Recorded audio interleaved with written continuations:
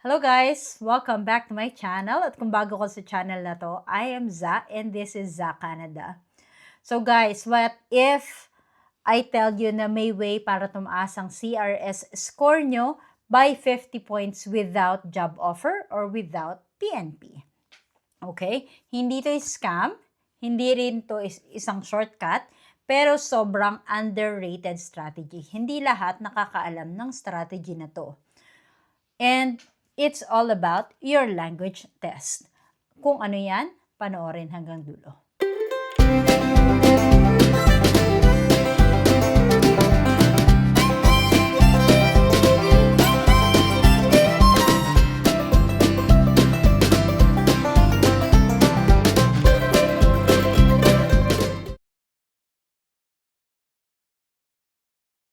Well, first of all, thank you so much for subscribing into my channel. At kung hindi pa, mag-subscribe na kayo. And in my channel, I talk about latest immigration updates and life updates of Filipinos here in Canada.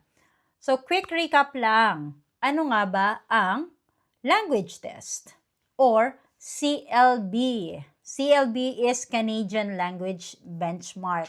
Ito yung ginagawa ng Canada na measure for English and French para ma-check nila yung proficiency mo. Okay? Sa English, usually, ang ginagamit dyan is yung IELTS or CELPIP. Sa French naman is yung TEF or TCF. Pero, hindi lahat ng scores ay equal. Okay? So, kapag na-hit mo yung CLB 9 sa English, doon nagsisimula yung big points. Okay? So, kapag na-reach mo yung highest points ng CLB doon mo makukuha yung additional points for language. Okay? So, ang dami kasing applicants na i-stuck lang sa CLB 7 or 8.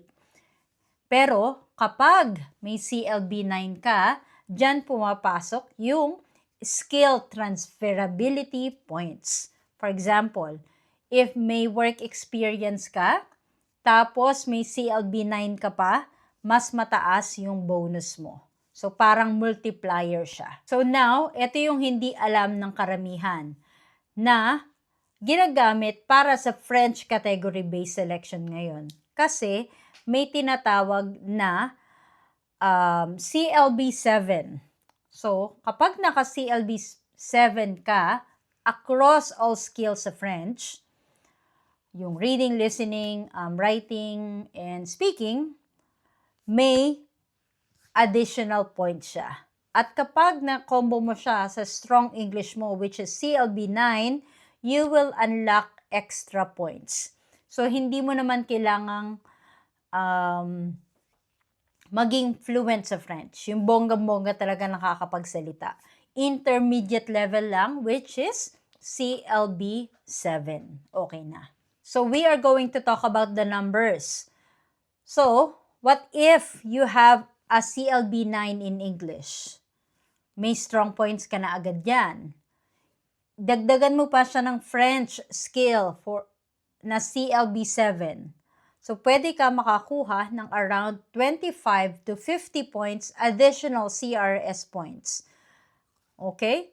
So, kapag may additional 50 points ka na, aside from pwede ka makasama sa French category-based selection, pwede mag-o-open din yung other pathways for you, which is most probably Canadian Experience Class or kung nasa labas ka naman ng bansa, mas tataas yung points mo for category-based selection. And that's the difference between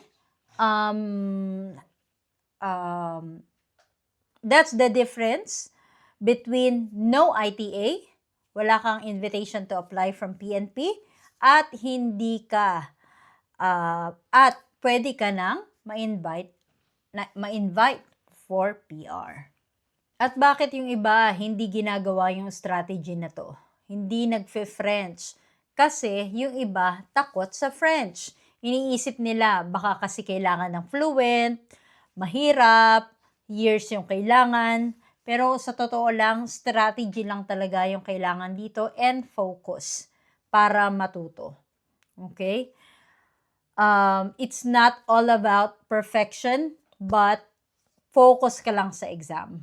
Okay? May format naman yan. May structure yung exam. Okay? So, paano ba talaga to ma-achieve? Paano magkaroon ng additional points for CRS? First is, you have to target the CLB 9 for IELTS or TCF. Okay? Then, sabayan mo siya ng French. Kahit yung beginner level lang, kahit yung mag-free application ka pa lang, gawin mo na. And, focus on the TEF or TCF exam format. So, kung dyan sa Pilipinas, as far as I know, there's only TEF. At kung nasa Canada ka naman, there's a lot. There's TCF or TEF. Okay? And daily practice for 30 minutes. Okay? Even for 30 minutes a day. Kayang-kaya yan. Basta parang masanay lang yung tenga nyo na nakikinig ng French movies or French radio, French podcast, yan. Okay? Consistency over intensity. So, kailangan lang consistent lang tayo sa pag-aaral. Alright?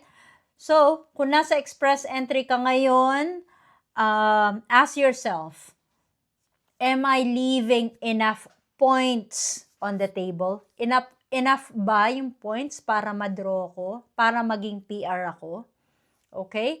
Because the combo of CLB 9 sa English plus CLB 7 in French can literally change your life. Okay?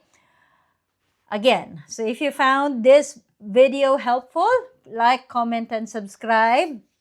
And comment down below kung gusto mo mag-French. Alright, so that should be it for now. Thank you so much for watching. Until next time. At laging tatandaan, hindi kailangan maraming pera, basta may peace of mind. Bye-bye.